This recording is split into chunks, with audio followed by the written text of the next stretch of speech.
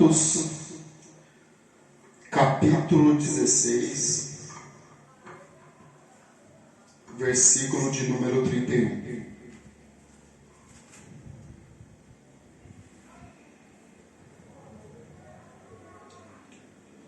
E eles disseram: crê no Senhor Jesus Cristo e serás salvo, tu e a tua casa. Amém? Aqui, nesse texto que nós acabamos de ler, existe um contexto. O que é o contexto? O contexto é onde a história é narrada. Nós tiramos um versículo de dentro de um texto, mas esse versículo não compõe o contexto inteiro. Então, por isso, nós vamos analisar, primeiramente, o contexto dessa mensagem. Existia um homem chamado Paulo, apóstolo de Cristo, e outro chamado Silas. E eles eram pregadores do Evangelho. Eles pregavam o Evangelho de Cristo. E eles foram presos por causa do Evangelho. Porque era proibido, eles foram proibidos pregar essa mensagem que nós temos liberdade de pregar hoje. E levaram eles para a cadeia por pregar a mensagem, que hoje nós temos liberdade. E lá eles começaram um a orar e o outro cantar. Imagina, você vai preso e um começa a orar e o outro começa a cantar. Porque eles sentiram privilegiados de sofrer por causa da mensagem de Cristo.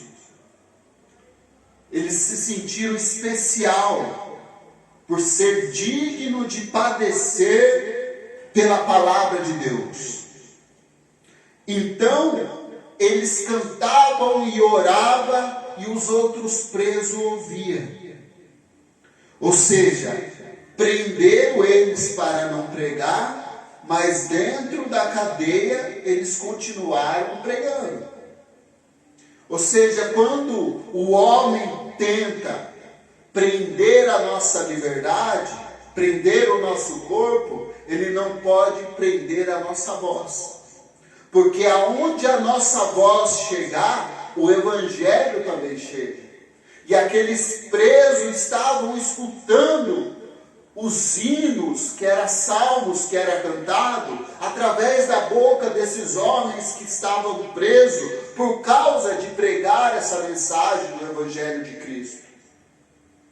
E aconteceu que, durante esse momento que eles cantavam e oravam, houve um grande terremoto. Houve um terremoto que abalou as estruturas do cárcere, da cadeia, do presídio que eles encontravam, e as portas se abriram de todos os presos. Então era uma grande oportunidade para os presos. Se o cara está preso, a porta se abre. Era uma oportunidade deles fugirem. O cara está preso. Eles não estavam sozinhos. Tinha outros presos com ele, que ouviam a mensagem. E houve um terremoto, todas as portas se abriram, não só as dele. Então, o que acontece? Eles tinham a oportunidade do quê? De fugir. Mas com a orientação de Paulo, nenhum deles fugiu. Porque o carcereiro, ele era responsável por todos os presos. E se um preso fugisse, ele teria que pagar a fuga desse preso com a sua própria família e a destruição da sua, com a sua própria vida e a destruição de toda a sua família. E daí, quando acendeu uma luz, o carcereiro já queria se matar, porque ele sabia da consequência daquele terremoto. Os presos iam fugir, o general dele ia pegar, matar ele e a família dele. Então ele decidiu suicidar-se. Mas na hora que ele foi se enfiar a espada nele mesmo, para fugir da consequência e não ver a sua família, porque os romanos eles eram muito cruel, eles iam matar a família na frente dele e depois matar ele, para que a última coisa que ele lembrasse na vida dele é a morte da família dele, de tão cruel que eram os romanos. Então, para ele não ver a família dele ser morta, o que ele preferiu? Eu vou me matar porque eu não quero ver a tragédia que vai acontecer na minha vida. E às vezes nós estamos tomando decisão precipitada na nossa vida, pensando que vai acontecer uma grande tragédia, mas quando Cristo está no meio, as coisas se resolvem. Paulo disse: calma. Crê no Senhor Jesus Cristo e será salvo você e a sua casa. Você entendeu agora o contexto? Paulo não disse que ia ser salvo para a salvação eterna. Ia ser salvo da morte, porque ele seria morto pelos soldados e os soldados iam matar a família dele. Ele falou: calma. Crê e será salvo você e sua casa. Todos nós estamos aqui. Ninguém fugiu. Então, somente creia. Então vamos lá. Jesus Cristo salva. Esse texto sagrado, a resposta de Paulo para uma alma aflita. Imagine o pensamento desse carcereiro. As portas das cadeias abriu. A Bíblia não cita a quantidade de presidiários que tinha naquele lugar, mas deveria ter muitos. Ele pensando: tudo acabou para mim. Eu vou ver minha família morrer. Eu vou ver eles matarem meus filhos, minha mãe, minha mulher, toda a minha família. E por essa alma estar aflita, ele preferiu suicidar-se, se matar, para não ver a tragédia que aconteceu com ele. Mas Paulo diz: crê no Senhor Jesus Cristo e será salvo, tu e tua casa. Jesus Cristo salva. Jesus Cristo é especialista em salvação. Ele é salvador por excelência. Ele salva o pior dos pecadores. Cristo salva os indigentes, as pessoas que moram na rua, rejeitado pela sociedade. Jesus Cristo salva os noturnos miseráveis. Jesus Cristo salva os marginais, traficantes, as prostitutas, os viciados, os imorais, os descrentes, os ateus, os perversos, os ímpios, os incrédulos, todos os demais pecadores. Jesus Cristo salva todo mundo, mas tem que crer. Nós lemos a Bíblia para ser salvo.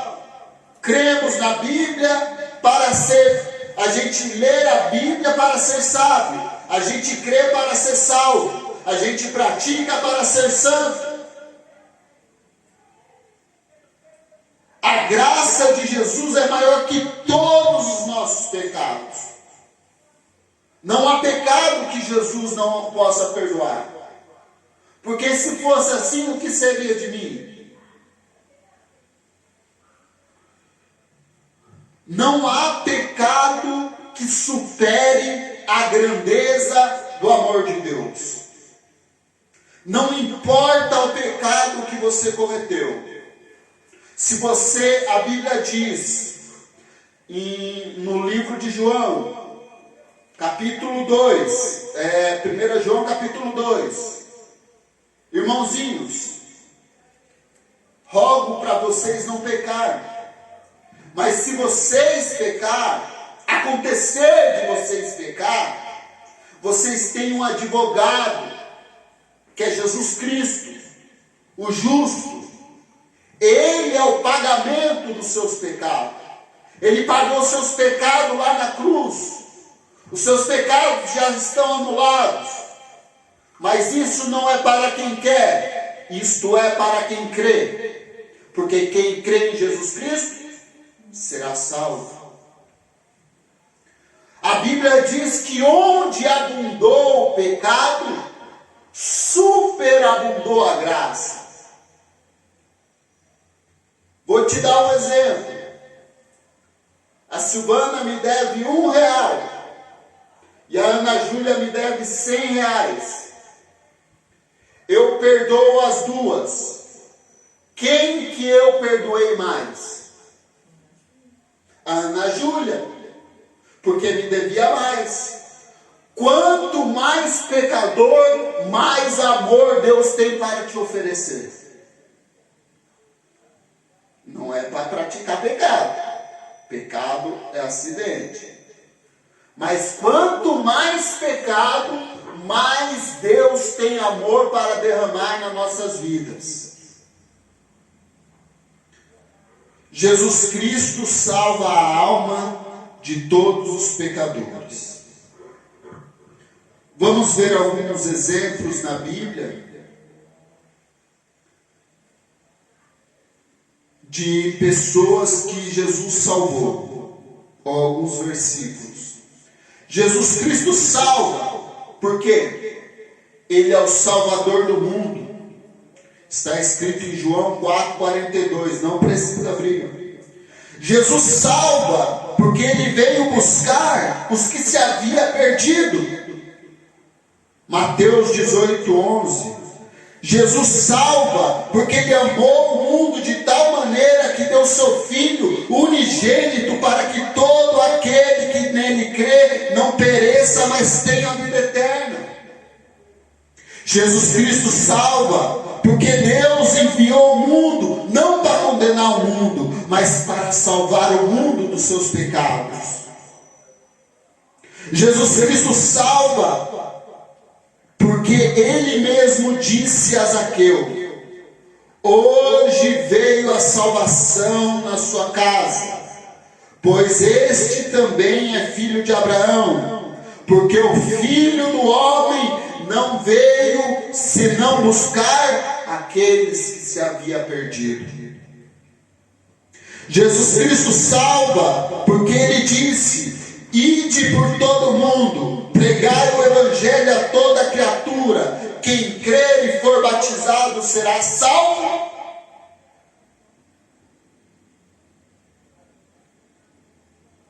e não será condenado. Jesus salva, porque Paulo afirma em Romanos 5,10, seremos salvos pela sua vida.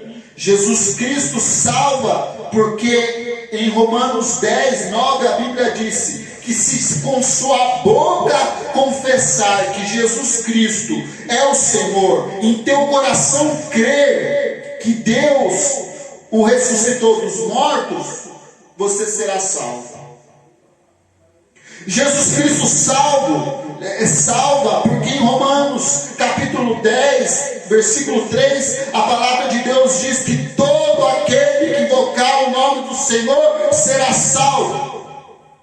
Jesus Cristo salva, porque em 1 Tessalonicenses 5,9 diz: as Escrituras afirmam que Deus não nos destinou a ira, mas para a aquisição da salvação pelo nosso Senhor Jesus Cristo.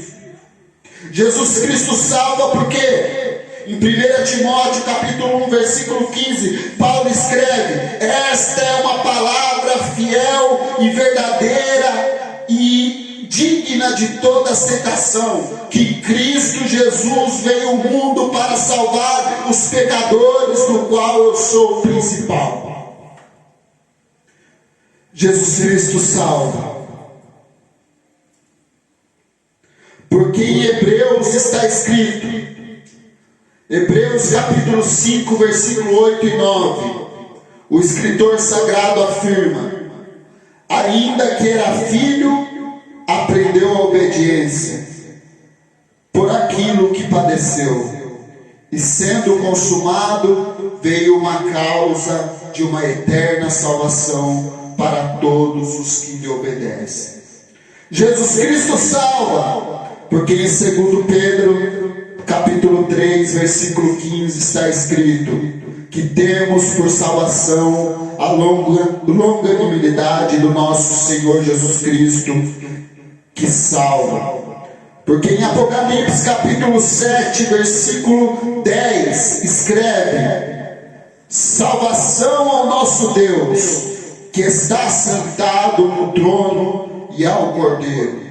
Jesus Cristo salva, porque em Apocalipse capítulo 12, versículo 10 afirma: agora está chegada a salvação, a força, o reino do nosso Deus, o poder do seu Cristo, e já o acusador dos nossos irmãos já foi derrubado, o qual diante de Deus nos acusava dia e noite. Jesus Cristo veio buscar e salvar os que se havia perdido. Ele veio salvar a ovelha perdida que se desgarrou do aprisco. Ele veio salvar o filho pródigo que saiu da casa do seu pai. Ele veio libertar o cativeiro do cativeiro. Ele veio salvar os condenados da morte. Ele veio para dar a vida, e a vida com abundância. Amém? Jesus Cristo salva. Vamos orar? Santo Deus, obrigado pela tua palavra, que é viva e eficaz, mais penetrante que qualquer espada aguda de 2 gumes, que penetra na divisão da alma e espírito, juntas e medula. A Bíblia diz que não há outro nome dado entre os homens pelo qual nós possamos ser salvos, a não ser o nome do Senhor Jesus Cristo. Porque nenhum outro há salvação, a não ser ao Senhor. Obrigado por essa palavra. Nós sabemos que o Senhor salva. Salva a prostituta, o pecador, o assassino, o mentiroso, o adulto, todos os pecadores. Porque o Senhor veio para desfazer as obras do diabo. O diabo trouxe o pecado no mundo, mas o Senhor, naquela cruz, tirou o pecado do mundo. Muito obrigado, Senhor, pelo seu amor, pela sua graça e pela sua infinita misericórdia. Que o Senhor continue conosco, hoje e sempre. Amém. Que Deus abençoe a todos.